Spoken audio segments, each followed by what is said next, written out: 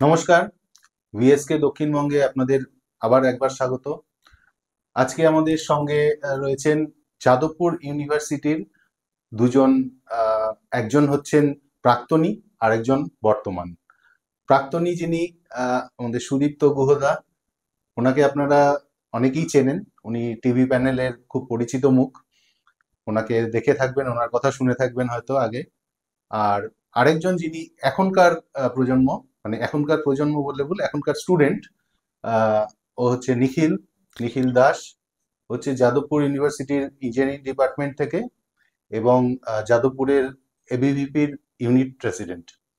তো আজকে আমরা কয়েকটা বিষয় নিয়ে আলোচনা করব। সেগুলোর মধ্যে হচ্ছে, প্রথমত থাকবে হচ্ছে যাদবপুর ইউনিভার্সিটির ছাত্র রাজনীতি, তখনকার এবং এখনকার দিন। তখন কেমন ছিল এবং এখন কেমন, তার মধ্যে কোনো পার্থক্য আছে নাকি একই রকম চলছে, বা পার্থক্য থাকলে কবে থেকে সেই পার্থক্য তৈরি হয়েছে, কিভাবে হয়েছে, ইত্যাদি প্রভৃতি। তো প্রথমে আমি আহ জিজ্ঞেস করব, সুদীপ্তদার কাছে যাব। সুদীপ্তদাকে জিজ্ঞেস করব, সুদীপ্তদা আপনি একটু যদি গোড়া থেকে বলেন, যবে থেকে আপনি দেখে আসছেন যাদবপুর ইউনিভার্সিটিকে, বা তারও আগে। এবং আমি যতদূর জানি আপনার সঙ্গে আহ, আপনি যবে থেকে পড়ছেন তার আগে থেকে যাদবপুর ইউনিভার্সিটির একটা সম্পর্ক আছে। তো ছোট করে যদি সেই ব্যাপারটা বলে এখনকার সময় একটু আসেন ধীরে ধীরে। প্রথমে আমি ওদের ধন্যবাদ জানাই যে ওরা 2000 ভোট পেয়েছে। এটা কিন্তু not a matter of jokes. যাদবপুরের মতো জায়গায় 2000 ভোট বের করা এটা চারটিখানি কথা না। মানে আমি বলছি, আমরা যেটা পারিনি, আমরা হয়তো মনোরাইজের জন্য ওই সময় খেটেছি, বা আমরা যখন জাস্ট পাস করে যাচ্ছি সে বছর ভোটে দাঁড়ালেন না, তার 2 বছর পর ওই তপন দা এলেন। সে বছর বোধহয় দীপঙ্কর বাবু দাঁড়িয়েছিলেন আমাদের দমদমে। কিন্তু আমরা ওখানে ইউনিট খুলতে পারিনি, বা আমরা পারিনি সেই সময়। কিন্তু আজকে ওরা পেরেছে 2000 ভোট। আমি ওদের, এবং পরিস্থিতি আরো ভয়ঙ্কর, সেই অবস্থা ওদের মানে একটা ধন্যবাদ ওদের প্রাপ্য, অভিনন্দন একটা প্রাপ্য ওদের। প্রথমে বলি যে যাদবপুর শুরু হয়েছিল কিন্তু এটা স্বদেশী অর্গানাইজেশন থেকে। মানে যাদবপুরে টিচাররা এক সময় ধুতি পাঞ্জাবি পরতেন, শিবপুরের টিচাররা তারা স্যুট প্যান্ট পরতেন। এটা আমার বাবা বলেছেন, আমার বাবা শিবপুরের ছাত্র। তো উনি বলেছেন যাদবপুরের টিচাররা ধুতি পাঞ্জাবি, যেমন ত্রিগুণা সেন, হেমচন্দ্র গুহ, গোপাল সেন বা করুণা রায়, এনারা ধুতি পাঞ্জাবি পরে আসতেন। কারণ যাদবপুরের প্রতিষ্ঠাতা কে? অরবিন্দ ঘোষ। অরবিন্দ ঘোষ মানে এডুকেশন সিস্টেমে যেমন রবীন্দ্রনাথ ঠাকুর একরকম ভেবেছিলেন, রবীন্দ্র যিনি বিশ্বভারতী তৈরি করেছিলেন, অরবিন্দ ঘোষের চিন্তা ভাবনা ছিল একটা এই হার্ভার্ড এমআইটি লেভেলের একটা, ওই লেভেলের একটা ইনস্টিটিউট বেঙ্গলে আনা, যেখানে আমাদের স্বদেশী ভাবনা থাকবে। কারণ একসময় আমরা প্রচুর ইনোভেট করেছি, এবং সেই সময় ইনোভেশনে বাংলা একটা বড় জায়গায়। একদিকে প্রফুল্লচন্দ্র রায়, আরেকদিকে মেঘনাথ সাহা, এরা তখন স্টুডেন্ট। তো এবার ঘটনা হচ্ছে যে তখন মানে বেশ কিছু ভালো ভালো অধ্যাপক প্রফেসর ঘুরে বেড়াচ্ছে। তো উনি চেষ্টা করলেন যে একটা ইন্ডিয়ানাইজ একটা, মানে বি কলেজের মতো বা রুড়কির মতো না একটা মানে। তো উনি তখন এনসি বেঙ্গল বলেন, এদের সারা ভারতবর্ষে স্কুল ছিল। আমাদের ডাক্তারজি, ওনার জীবনী যদি পড়েন, ডাক্তারজি প্রথমে একটি ইংলিশ মিডিয়াম স্কুলে পড়তেন, কিন্তু উনি ডাক্তারজি মানে আপনি আমাদের সংঘের প্রতিষ্ঠাতা সংঘের প্রতিষ্ঠাতা, ডক্টর মানে ডক্টর হেগনেকর। উনি, ওনাকে স্কুল থেকে বের করে দেয়, উনি বন্দে মাতরম বলে। তখন উনি অরবিন্দ ঘোষের এই স্কুলে জয়েন করেন, এনসি বেঙ্গলের স্কুল, রাষ্ট্রীয় স্কুলে, ন্যাশনাল স্কুলে জয়েন করেন পুনেতে। এবং ওনার স্কুল ফাইনালের যে ম্যাট্রিকের যে সার্টিফিকেট, সেখানে সই আছে রাসবিহারী ঘোষের। মানে এই ইনস্টিটিউটটাকে তৈরি করেছেন রাসবিহারী ঘোষ, সুবোধ মল্লিক, রবীন্দ্রনাথ ঠাকুর, আমাদের অরবিন্দ ঘোষ তো বটেই, যার কনসেপ্ট মেইনলি। এবং এইখান থেকে এটা চলতে থাকে, স্বাধীনতার পরও চলে। 1956-এ এরা যাদবপুর বিশ্ববিদ্যালয় হয়। কিন্তু 1955-এ একটা ঘটনা ঘটে। সেটা হলো স্ট্যালিন মারা যাওয়ার পর স্ট্যালিন জানতো যে আমাদের দেশে যারা চালাচ্ছে এরা ব্রিটিশদের চর, এটা উনি বিশ্বাস করতেন। যারা আমাদের দেশ চালাচ্ছে, দেশের শাসন ব্যবস্থা আছে, তারা ব্রিটিশদের চর। এটা স্ট্যালিন কোনোদিন এদের সঙ্গে ইন্টারেস্ট নেয়নি, যদিও এরা চাইতো রাশিয়ার সঙ্গে বন্ধুত্ব করতে, নেহরু অ্যান্ড অল। স্ট্যালিন পাত্তাই দেন না। স্ট্যালিন মারা যাওয়ার পর যখন ক্রুশ্চেভ ক্ষমতায় এলেন, ক্রুশ্চেভ আর বুলগানি এলেন, এবং এরা টার্গেট করলেন কলকাতাকে। কারণ কলকাতা তখন financial capital, education capital, cultural capital, যেটা আজকে বিশ্বাস করতে পারবে না। মানে উৎকর্ষতার শীর্ষে সেই শীর্ষে তখন করবে। এবং ওরা ব্রিগেডে এলেন।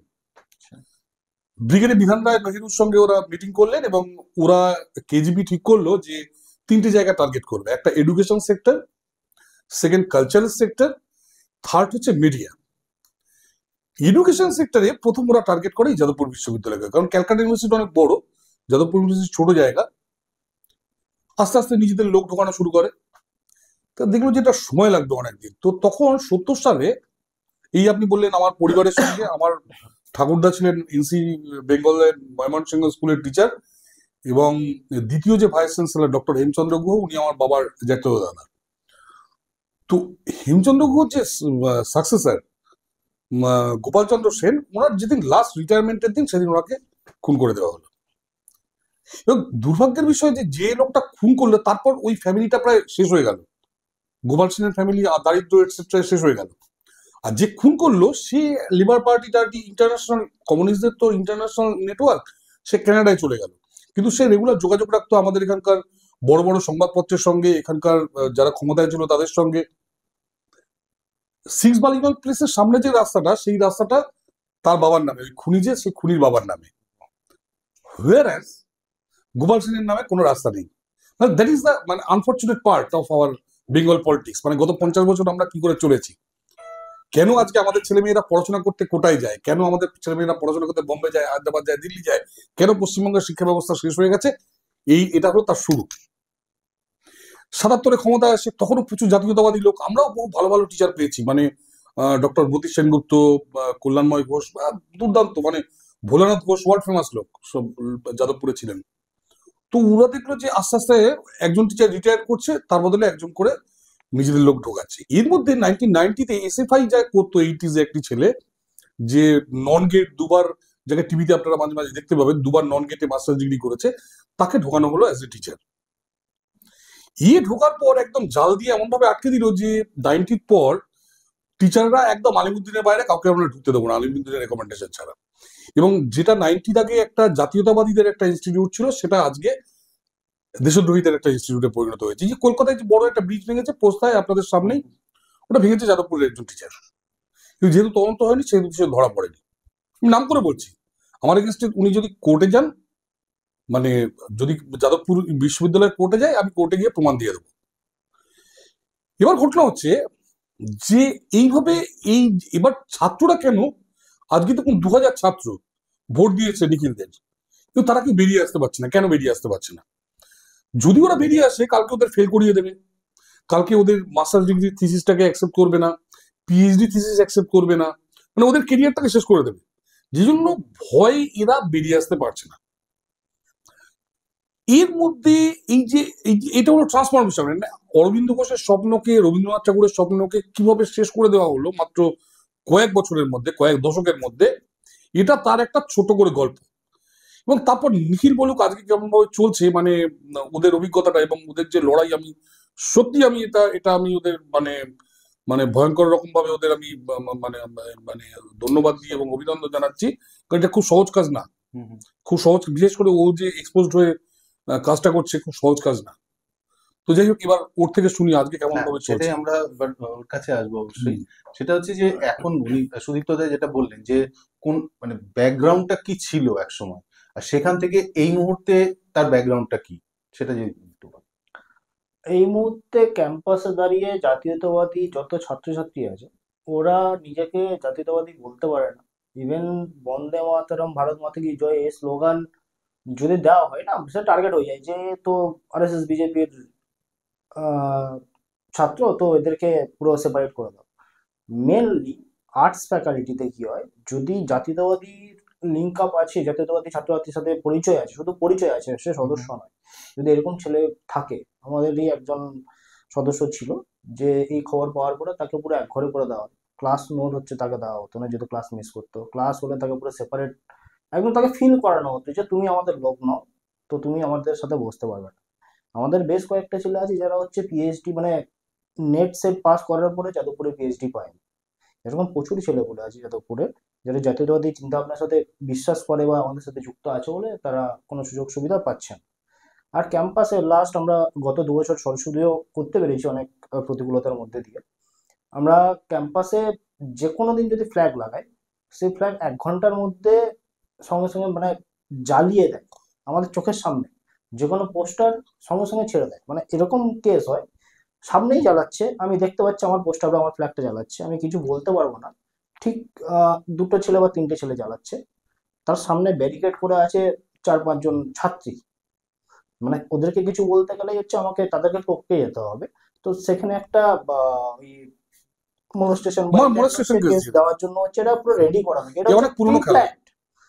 এটা আমরা মোটামুটি ফেস করছি আমরা। এটা এই জাতীয়তাবাদী ছাত্রছাত্রীরা মোটামুটি যাদবপুরে ইউনাইট হওয়া শুরু করেছিল 2016 পর থেকে। 2016 মার্চ এপ্রিলে একটা ঘটনা ঘটে, যখন হচ্ছে হঠাৎ করে একটা র্যালি বেরোয় যে আফজল হামজা জিন্দায় তেরি কাতিলাবি জিন্দায়, এসব স্লোগান ওঠে একটা। এই সব পুরো ক্যাম্পাস তখন 6 লাখ থাকতো জাতীয়তা বিরোধী যে পোস্টার গুলো আছে সেগুলো। তো সেই দিন সেই ঘটনার পরিপ্রেক্ষিতে জাতীয়তাবাদী ছাত্রছাত্রী তার পরদিন একটা মিটিং হয়, জিবি মিটিং যেটা হয়। তারপরে ক্যাম্পাসে যত অ্যান্টি ন্যাশনাল যত জিনিসপত্র ছিল, পোস্টার, ফ্ল্যাগ বা যাই কিছু, যা ছবি, সব জাতীয়তাবাদী ছাত্রী বা সাধারণ ছাত্রছাত্রীরা হচ্ছে জ্বালিয়ে পুড়িয়ে দেয়, যে ভারত বিরোধী কোনো কার্যকলাপ হবে না। মোটামুটি 2016 পর থেকে আমি তো 2021 পর্যন্ত এসব কিছু মাঝখানে দেখা যায়নি, দেখা গেল খুব স্বল্প মাত্রায়। 2021-এর পর থেকে এই রমরমাটা আবার বেড়েছে। তার কারণ হচ্ছে 2021-এর পরে কিছু একটা দল, মানে এই certain amount of student group যেটা আছে, এদেরকে তৃণমূল সরকার খুব ভালোভাবে ইউজ করেছে no vote to BJP campaign করার জন্য। তো তাতে তাদের একটা সাহস বৃদ্ধি পায়। সেই সাহসটা বৃদ্ধি পেতে পেতে তাদের যে লবি বা উত্তরপাড়া বা আরো কিছু কানেকশন আছে, অ্যান্টি ন্যাশনাল কিছু গ্রুপ আছে, তাদের সাথে যে কানেকশন আছে, এরা ওই মাত্রাটা পরপর বাড়াতে থাকে। এখন রিসেন্ট যে ঘটনাগুলো ঘটছে, এই ঘটনাগুলো হচ্ছে তারই ক্যারি ফরওয়ার্ড ঘটনা আর কি। After effect. মানে চলতে চলতে চলতে চলতে এখন হচ্ছে আবার সেই একই জিনিসগুলো মাথা চাড়া দিচ্ছে, মণিপুর ভাঙা আজাদি, কাশ্মীর ভাঙা আজাদি। এই জিনিসগুলো কিন্তু সম্পূর্ণ যাই কিছু হচ্ছে সম্পূর্ণ গভর্নমেন্টের, মানে বর্তমান যে সরকার আছে তার মদতে। কারণ হচ্ছে ক্যাম্পাসে যে আইবি আছে, কলকাতা পুলিশের যে আইবি আছে, এটা কিন্তু প্রতিদিন দেখছে কে লিখছে, কখন লিখছে, তা সবকিছুই জানে। সব রিপোর্ট কিন্তু গভর্নমেন্টের কাছে জমা হচ্ছে, কিন্তু তারপরে কোনো স্টেপ নিচ্ছে না। মানে এটা খুব সিম্পল যে ওরা ওদেরকে বাঁচিয়ে রেখেছে যে হচ্ছে অ্যান্টি, মানে বিজেপি বা জাতীয়তাবাদী এই দলগুলোর এগেনস্ট ইউজ করার জন্য। আমাদের মতো যে দলগুলো আছে, এবিপি বা জাতীয়তাবাদী যত ছাত্রছাত্রী আছে, তাদেরকে পুরো একঘরে করে দেওয়ার জন্য, তারা যাতে হচ্ছে কোনো মানে হায়ার স্টাডিজের সুযোগ না পায়। মানে ইভেন এরকম হয়, ব্যাচেলার্সে আর্টস ফ্যাকাল্টিতে যদি আপনি যান, ওখানে পুরো আর্টস ফ্যাকাল্টি ইউজি কোর্সে একটা সিঙ্গেল ছাত্রছাত্রী পাবেন যে জাতীয়তাবাদী আহ, ভাবধারায় বিশ্বাসী, কিন্তু সে মুখে বলতে পারছে বা বাইরে বেরোতে পারছে। একটা ফ্ল্যাগ বা একটা পোস্টার একটা যদি কিছু ধরে, তারপর দিন হয় ক্যাম্পাস হয় তাকে র্যাগিং করে শেষ করে দেওয়া হবে, নাহলে এক ঘরে করে দূর করে দেওয়া হবে, নাহলে তার বাড়িতে ফোন যাবে যে এই ছেলেটা আপনার ক্যাম্পাসে এসে পলিটিক্স করছে। সেই ফোনটা করবে কিন্তু যাদবপুরের ওই একজন প্রফেসর, দাদা যেটা বলছে জুটারি প্রফেসর, ফোন করবেন যে আপনার আপনার ছেলে যে আমার ছাত্র, সে কিন্তু এসব বদ সঙ্গে মিশে গেছে। সে বলবে বদ সঙ্গে মিশে গেছে কারণ হচ্ছে তার দলটা সে করছে না বলে। এ কিন্তু এর কেরিয়ার শেষ হবে, একে এখনই বাঁচান, একে এইসব থেকে দূরে থাকতে বলুন, নাহলে যাদব ছেড়ে দিতে হবে। এইসব ভয় হুমকি প্রফেসর লেভেল থেকে পর্যন্ত ভরে যায়। তো সাধারণ মানুষে কিছুই করতে পারে না। না, এটাই বাড়ির এখন লোক তো ভাববেই সে যে সে হ্যাঁ, ঠিকই মানে আছে। এরকম হয় যে তারপরে এখানে আরেকটা জিনিস আছে যেটা হচ্ছে মানে হোস্টেল খুব ফ্যাক্টর এখানটায়। যে ক্যাম্পাসে যা পলিটিক্স গুলো হয়, মানে এর হোস্টেল খুব ভাইটাল রোল প্লে করে। যত পোস্টারিং, ফ্ল্যাগ রাখা, মিটিং মিছিল যা কিছু বা পরিকল্পনা যেগুলো হয়, এক্সিকিউট যেগুলো হয়, সেগুলো মোটামুটি ওই হোস্টেল থেকেই হয়। প্ল্যানিংটা বা এটা সেটা আসে উপরে জুটার নির্দেশে পুরোটাই। পুরো যাদবপুর ক্যাম্পাসে যে এত রকম বামপন্থী, অতি বাম, নকশাল, মানে কত রকম দল আছে আমরা নিজেরাও জানি না কত রকম দল আছে। হয়তো 3 জনের একটা দল আছে। এরা বেসিক্যালি প্রথম যখন ঢোকে যাদবপুরে, ওই যে এন্ট্রান্স পরীক্ষাটা হয় তার থ্রুতে ঢোকে। এবার এই এন্ট্রান্স পরীক্ষাটাই মেন করাপশনের জায়গা। মোটামুটি 10% থেকে 15% কিছু ছাত্র এরকম থাকে যারা হয় অন্যান্য কলেজ থেকে কোনো ডিগ্রি ইউজি কোর্স করে এসেছে, বা যাদবপুরেরই ছাত্র যারা হচ্ছে রিঅ্যাডমিশন নিচ্ছে অন্যান্য ডিপার্টমেন্টগুলোতে, শুধু এই আন্দোলনগুলোকে বাঁচিয়ে রাখার জন্য। এই 10-15% হচ্ছে সবকটা জেনুইন হয় না, কারণ হচ্ছে পুরো যেহেতু যাদবপুরের ছাত্র স্যাররাই হচ্ছে কোশ্চেন গুলো সেট করে। তো কোশ্চেন যদি জানা থাকে উত্তর দেওয়াটা খুব সোজা। তো সেই হিসাবে আর্টসে এটাকে পুরো আর্টসে পুরো সেট করা থাকে যে এরা এই শুধু সামনে এরা থাকবে শুধু আন্দোলন করার জন্য। বাকি যারা থাকে কিছু নিউট্রাল স্টুডেন্ট থাকে যারা হচ্ছে প্রয়োজন কিছু থাকে না। আপনি যে মিডিয়াতে যেগুলো দেখছি আমরা সবসময়ের জন্য, শুধু এই ছাত্রগুলো, এরা কিন্তু পুরো ক্যাম্পাসের কিন্তু আলটিমেটলি 2 থেকে 5% মতো ছাত্রছাত্রী যারা হচ্ছে মিডিয়াতে এই বদনাম গুলো করে বেড়ায় বা অ্যান্টি কাজকর্মগুলো করে বেড়ায়, প্রত্যক্ষ আর পরোক্ষ হচ্ছে জুটার মদতে। বাকি 95% যারা ছাত্রছাত্রী আছে, এরা কিন্তু যাদবপুরের সুনাম বৃদ্ধির জন্য পড়াশোনা চালিয়ে যাচ্ছে, গবেষণা চালিয়ে যাচ্ছে, কন্টিনিউ কাজকর্ম করে যাচ্ছে। কিন্তু ওই বিতর্কের কেন্দ্রবিন্দু তৈরি হয় এই 5%। তার মধ্যে 5%-এর মধ্যে 2 থেকে 3% যারা হচ্ছে basically arts student, engineering student কিছু আছে। ইঞ্জিনিয়ারিং এর যে স্টুডেন্ট গুলো আছে, এদের ক্লাস করতে হয় না, ল্যাব করতে হয় না, পরীক্ষাও দিতে হয় না। তাদের যে স্যার বা টিচার গুলো আছে তারা বলে আমরা দেখে নিচ্ছি, তোমাদের কিছু করার দরকার নেই, কেরিয়ারটা আমি দেখে নেবো আফটার ব্যাচেলার শেষ হলো, দেন হচ্ছে চাকরি বাকরিটা আমরা দেখে নিচ্ছি। কারণ তাদের কিছু অর্গানাইজেশন হয়তো আছে সেরকম কিছু করছেও। ইভেন সায়েন্সের ক্ষেত্রেও সেম, পুরো যাদবপুরের ক্যাম্পাসটা এই হিসাবে এখন ডিজাইন করা আছে, মডেল করা আছে। দাদা বললো যে মানে বাম অতি বাম নকশালে এই মনোভাব ছাড়া অন্য কোনো ছাত্র যদি কোনো কিছু করে তারপরে সোজা বাড়িতেই ফোন যাবে যে আপনার ছেলে পড়াশোনা না করে এসব করে বেড়াচ্ছে। তোমার কথায় একটা আমার ঘটনা মনে পড়ে গেল। এই ইসরায়েল আর গাজার যে যুদ্ধ হচ্ছে, সেখানে হামাস বাহিনী মহিলাদের এগিয়ে দিয়ে পেছন থেকে যুদ্ধ করতো। এটা এটার সঙ্গে যাদবপুরে প্রায় অনেকটা হয়। রকম Even মিল মানে আছে। আমরা অনেক নিজেরা আমরা অনেক ভুক্তভোগী ক্যাম্পাসে এরকম যখন যাচ্ছি, ভোটের সময় আমাদের এরকম হতে যখন প্রচার প্রচার হচ্ছে, এ পাশ থেকে একটা দল মেয়েদের দল, এ পাশ থেকে একটা ছেলেদের দল, মানে প্যারালালি যাচ্ছে আমাদেরকে টিচ করতে করতে। আমরা সেগুলো শুনছি, শুনে আমরা আমাদের মতো আমাদের কাজ আমরা করছি, কিন্তু ওই একটা সিঙ্গেল রিয়াকশন যদি আমরা দিতাম সঙ্গে সঙ্গে আমাদের নামে কিছু একটা কেস হয়ে যেত। আচ্ছা, না, একটা জিনিস বলো, এই যে ক্যাম্পাসে তো অনেক কটা রাজনৈতিক মানে ছাত্র সংগঠন রয়েছে, তো এদের ছাত্র সংগঠনগুলোর মধ্যে নিজেদের মধ্যে সম্পর্ক কিরকম? মানে কিছু লোক দেখানো আলাদা আলাদা নাম কিন্তু একই সঙ্গে থাকে, নাকি তারা নিজেদের মধ্যেও কিছু মানে প্রতিদ্বন্দ্বিতা মোটামুটি আছে? মোটামুটি আর্টস ফ্যাকাল্টিতে যতগুলো দল আছে এগুলো হচ্ছে এসএফআই বাই প্রোডাক্ট। এদেরকে পাঠানো হয় যে ঠিক আছে তুমি বাই ডিফল্ট এসএফআই হিসেবে ঢুকেছো, এবার কিছু এই সংগঠনে, কিছু এই সংগঠনে, কিছু এই সংগঠন, বা কিছু অতিরিক্ত বোঝাবুঝি কিছু ছাত্রছাত্রী তারা হচ্ছে আলাদা নিজেদের মতো দল ফর্ম করে। তো লাস্ট 6 মাস আমি ক্যাম্পাসে দেখেছি, লাস্ট 6 মাস ক্যাম্পাসে প্রতিদিন মোটামুটি 6 মাসে 180 দিন, তো মোটামুটি 100 দিন হয়তো মারামারি হয়েছে ক্যাম্পাসে, শুধু দেওয়াল দখল নিয়ে, পোস্টার লেখা নিয়ে। এই যত হচ্ছে আরএসএফ বলুন, এসএফআই বলুন, ডিএসএফ বলুন, বিডিএসএফ, কালেকটিভ, আরো অনেক এআইডিএসও, এদের মধ্যে লাস্ট 100 দিন হচ্ছে শুধু মারামারি হয়েছে এসব নিয়ে। দেখুন একটা ঘটনা ঘটলো ক্যাম্পাসে, হুম, যেটা তৃণমূল হচ্ছে মানে প্ল্যান করেই করেছে, কারণ ওয়েব কুপার মিটিং যাদবপুরে আজ পর্যন্ত কোনোদিনও হয় এত বছরের রেটে, পুরো প্ল্যান করে করলো। যখন এরকম একটা ঘটনা ঘটছে, একটা পুরো নাট্যচিত্র তৈরি করা ছিল এদেরকে প্রাসঙ্গিক করে তোলার জন্য। সেখানে দেখুন এই পুরো বামপন্থী দলগুলো কিন্তু এক জায়গায় চলে এসছে। সেম জিনিসটা আমরা দেখেছি যখন আমরা 2019 সালে একটা নবীনবরণ অনুষ্ঠান করেছিলাম, বা 2020 সালে যখন হচ্ছে আমরা ভোটে লড়ি, তখনও কিন্তু এই বামপন্থী দলগুলো কিন্তু একযোগে আক্রমণ করে আমাদেরকে। এরা একটা ছদ্ম লড়াই হয়, কিন্তু যখনই জাতীয়তাবাদী ছাত্রছাত্রী বা এই এরকম কোনো মানসিকতার মানে ইভেন টিচার ফ্যাকাল্টি এরাও যদি থাকে, তাদের এগেনস্টে কিন্তু এরা ডাইরেক্ট চার্জ করতে শুরু করে দেয় বা তাদেরকে আক্রমণ করতে শুরু মানে করে দেয়। তখন ওরা একজোট হয়ে যায়। তখন ওরা একজোট হয়ে যায়, কিন্তু সারাদিন কিন্তু ওই মানে এরা হচ্ছে একমাত্র লোক যারা কাকের মাংস খায় না, এরা কিন্তু আবার নিজেরা নিজেদের মাংস খায় আর কি, এদের সাথে এটা মেলে না।